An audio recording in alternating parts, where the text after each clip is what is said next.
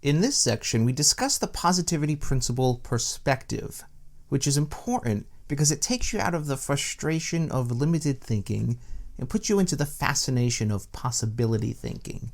As we dive into this, I encourage you to keep in mind how you want your life to be different as a result of this course, and to reflect on how being able to identify possibilities will help you to achieve it.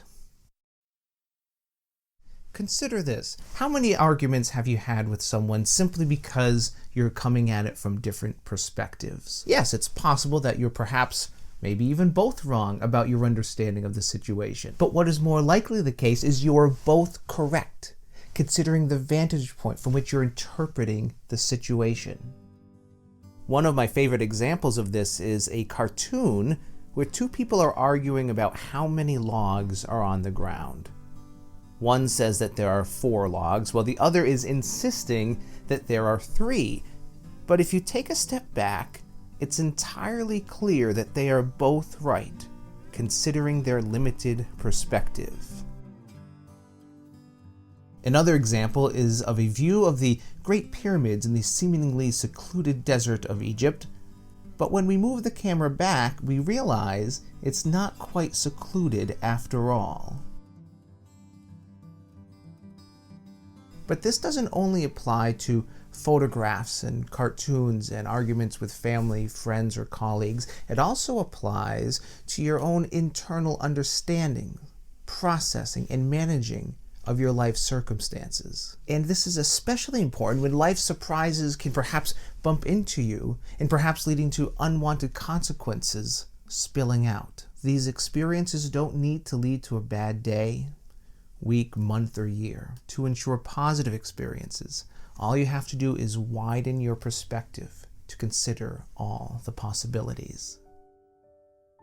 A number of years ago, I met a woman who nearly died while choking on her food. She was an elderly woman, and the person who saved her life was a bystander who happened to know the Heimlich maneuver. But being a woman of her age, the paramedics who were called feared that she may have broken a rib in the process of being saved, so they brought her to the hospital to be checked out.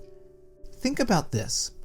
You're enjoying dinner with loved ones, and then you nearly die by choking to death. In one moment, everything is fine, and in the next moment, your life can be over and you didn't even get to finish your dinner.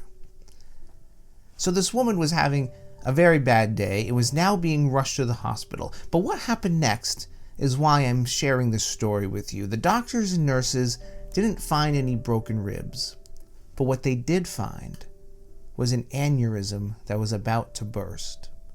They said that if she didn't come in when she did, she wouldn't have survived. It can be said that there's nothing positive about almost dying at a dinner party. That it's better to be happy than sad, better to be at peace than in chaos. But just as choking on a piece of food can turn a seemingly bad day into a life-saving event, I would suggest that sadness and grief and chaos and anger can all lead to positive experiences, so long as we're willing to take a wider perspective. Here's a rhetorical question that I'd like you to consider metaphorically. What are you choking on? And how might you look at it from a new perspective to transform your experience of it?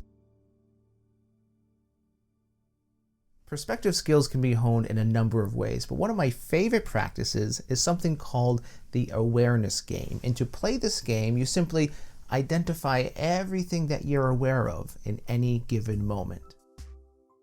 It may start with something you see or hear, but then it may expand to something you smell or taste, and perhaps the physical sensation of something that you're holding in your hands, or the emotional sensation of something that you're holding in your mind or your heart.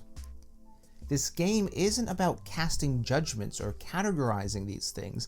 It's just about taking note of them and holding an awareness of them. As you play this game more and more, you'll find that you eventually become aware of things that have been there the whole time, but had previously escaped your awareness. Perspective doesn't ignore the fact that there may be genuine problems within your circumstances, and it also doesn't help you to magically avoid taking responsibility. But what it does do is help you to see through the apparent problem so that you can see all the opportunities that are available to you through possibility thinking rather than limited thinking.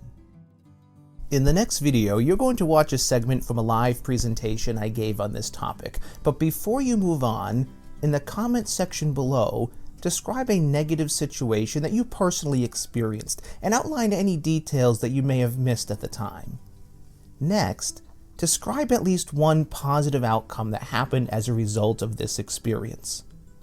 For example, consider the elderly woman who had to be hospitalized for choking on her food, but whose life was saved as a result. You can type your response, or you can make a video and share a link in the comment section below. After leaving your comment, respond to the posts of at least 2 others with a comment that may include what you liked about their post, share a related idea or story, ask a clarifying question, or offer an opportunity for growth. I'm looking forward to seeing your responses.